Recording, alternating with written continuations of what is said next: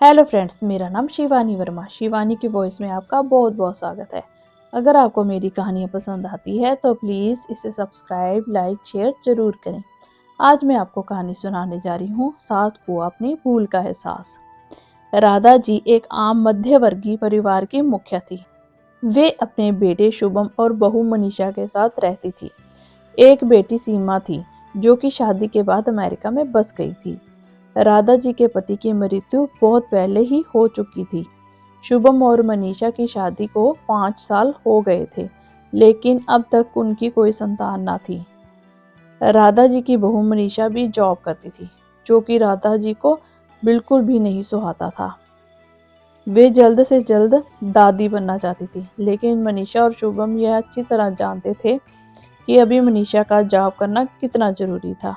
राधा जी अपने बेटे शुभम से इस बारे में बात करती तो शुभम किसी न किसी बहाने से बात को टाल देता था। इसलिए वह मनीषा को ही परेशान करने के बहाने ढूंढती रहती थी ताकि वह अपनी जॉब छोड़ दे।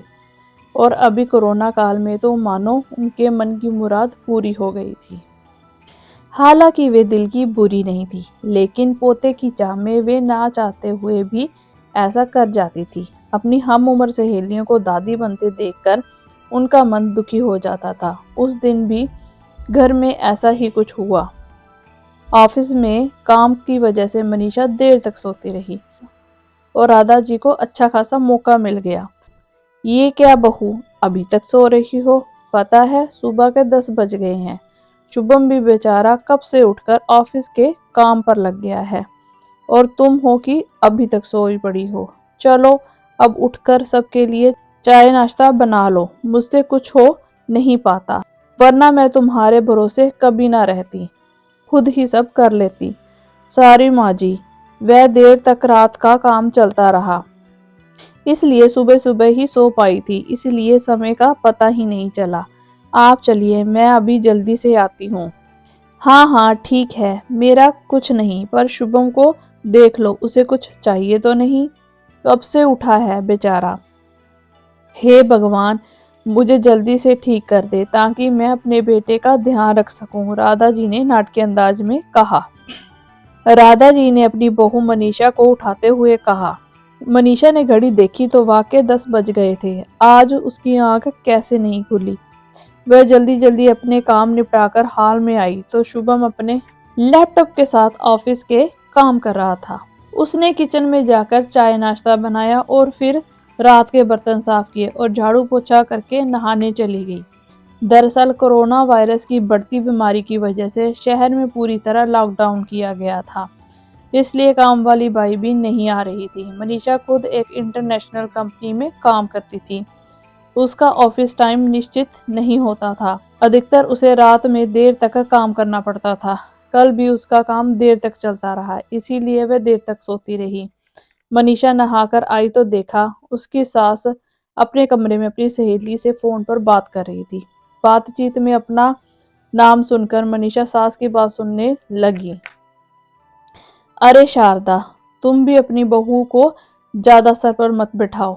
बहू को ज्यादा उड़ने दोगी तो कल को अपनी नौकरी के चक्कर में वह तुम्हें ही घर की नौकरानी बनाकर छोड़ेगी। मैं तो भाई शुरू से ही मनीषा की नौकरी करने के खिलाफ थी। अब करे नौकरी शौक से, पर साथ साथ घर के काम भी करे। मैं तो बदन का बहाना बनाकर बैठ जाती हूँ, नहीं तो सारे काम का बोझ मेरे सिर पर ही आ गिरता। मैं कोई मुफ्त की नौकरानी थोड़ी ही हूँ। मैं तो कहती हूँ तुम भी यही किया करो। सास की बात सुनकर मनीषा की आंखों में आंसू आ गए। वह जिस सास को बीमार समझकर उसकी दिन रात सेवा करती थी, उन्हें एक गिलास तक उठाने नहीं देती थी। सारा दिन घर का और रात को ऑफिस का काम करके थकान से चूर होकर भी उफ तक नहीं करती, उसका यह फल मिला है उसे। माना वे नौकरी के खिलाफ थे, मगर यदि घर की किस्त नहीं होती तो वह भी नौकरी नहीं करती। शुभम का बोझ कम करने के लिए ही तो वह नौकरी कर रही थी। खैर, अभी के मुश्किल समय में वह सास से किसी भी बात पर बहस नहीं करना चाहती थी जिससे घर का माहौल खराब हो, इसलिए वह उनकी बात को नज़रअंदाज करके वहां से चली गई। लेकिन उसकी नज़रों में राधा जी की इज्जत जरूर कम हो गई थी। दूसरे दिन सुबह सुबह राधा जी की बेटी सीमा का अमेरिका से फोन आ गया। सीमा की सास उसके पास अमेरिका आई हुई थी। आदत के अनुसार राधा जी ने जैसे ही सीमा की सास की बुराई करनी चाहिए, वैसे ही सीमा ने उन्हें डपट दिया। माँ, आप बिल्कुल भी माँ जी के बारे में अनाप शनाप नहीं बोलेंगी। पता है आपके चक्कर में आकर मैंने उनके साथ कितना बुरा व्यवहार किया था, लेकिन आज मुझे उनकी कीमत पता चल गई है। तुम तो उनके यहाँ पर आने के कितने खिलाफ थी, मगर आज अगर वे यहाँ नहीं होते माँ, तो ना जाने हमारा क्या हाल होता। तुम्हें पता ही है कि मेरी नौकरी करना कितना जरूरी है। कोरोना में यहाँ भी ऐसा कहर ढाया है कि घर से ही सब काम करना पड़ता है। किट्टू का बेबी केयर सेंटर भी बंद है। मैं और राकेश फुल टाइम बिजी रहते हैं। ऐसे में माँ जी ने अकेले ही किट्टू के साथ साथ पूरे घर का सारा काम संभाला हुआ है। मुझे कुछ भी नहीं करने देती। अगर वे ना होती तो माँ हमारा क्या होता, यह सोचकर ही रोंगटे खड़े हो जाते हैं। सच में माँ, वे कोई साधारण महिला नहीं है, बल्कि मेरे लिए तो देवी के समान है। मेरा इतना अपमान करने के बावजूद। और सीमा रोने लगी। उसने फोन काट कर दिया। सीमा की बात सुनकर राधा जी की आंखें भर आई। उन्हें अपनी भूल का एहसास हो गया। मनीषा तो वाकई उनका कितना ख्याल रखती है। उनकी कड़वी से कड़वी बात का भी बुरा नहीं मानती, उल्टे भी जवाब नहीं देती।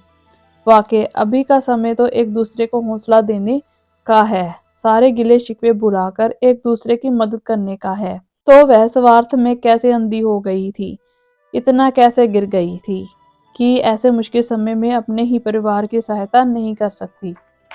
उन्होंने उसी समय मनीषा को बुलाकर उसके सिर पर प्यार से हाथ फेरते हुए कहा, मनीषा, आज से घर के कामों की आधी जिम्मेवारी मेरी रहेगी। मैंने आज तक तुम्हें जो भी कहा है और किया है, इसके लिए सॉरी। चलो अब तुम जाकर आराम करो, खाना मैं बना लूंगी। इधर सास का बदला हुआ रूप देखकर मनीषा की भी आंखों में खुशी के आंसू आ गए और अपनी सास के प्रति उसके मन में भी फिर से पहले वाला सम्मान वापस आ गया। शायद हमारे जीवन में मुश्किल समय आता ही इसीलिए है कि हमें एक दूसरे की अहमियत का पता चले, अपनी गलतियों का एहसास होने और आगे बढ़कर माफ़ी मांगने से वाकई इंसान छोटा नहीं बल्कि बहुत बड़ा हो जाता है, राधा जी की तरह। धन्यवाद।